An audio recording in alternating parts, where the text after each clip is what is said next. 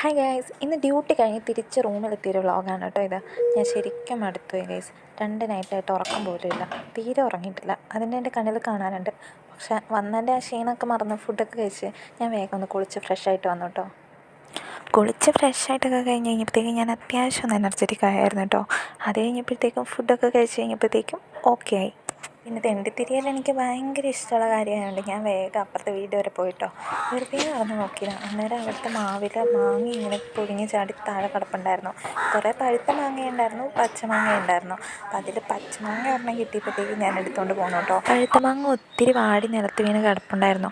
അതിൽ കൂടുതലും പല കിളികളും കൊത്തിയിട്ടിട്ടതും അതുപോലെ അണ്ണാനൊക്കെ കഴിച്ചിട്ട് വെച്ചതും ഒക്കെ ആയിരുന്നു. അപ്പം അതുകൊണ്ട് അതൊന്നും ഞാൻ എടുക്കാൻ പോയില്ല കേട്ടോ.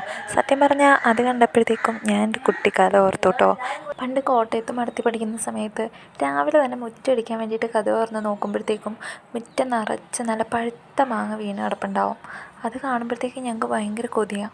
ഞങ്ങളെല്ലാവരും അതിൽ നിന്ന് 1-2 വീതം പോക്കറ്റിലിട്ടിട്ട് സിസ്റ്റേഴ്സ് കണ്ടിട്ടുണ്ടെങ്കിൽ വഴക്ക് പറയേ. അപ്പം നൈസായിട്ട് 2-3 പൊക്കി ആരും അറിയാണ്ട് ഞങ്ങൾ പോയിരുന്ന് കഴിക്കുമായിരുന്നു. ശരിക്കും ഇത് കണ്ടപ്പോൾ ഞാൻ പെട്ടെന്ന് അതാണ് കേട്ടോ ഓർത്തത്. വേഗം റൂമിലെത്തിയിട്ടോ. എനിക്ക് പിന്നെ ഭയങ്കര ക്ഷീണം ഉണ്ടായിരുന്നു. ഞാൻ ഒന്ന് കയറി കിടന്ന് ഉറങ്ങിയിട്ട് പിന്നെ ഒരു 5 മണിയൊക്കെ ആയപ്പോഴത്തേക്ക് ഞാൻ ഒന്ന് എഴുന്നേറ്റെ.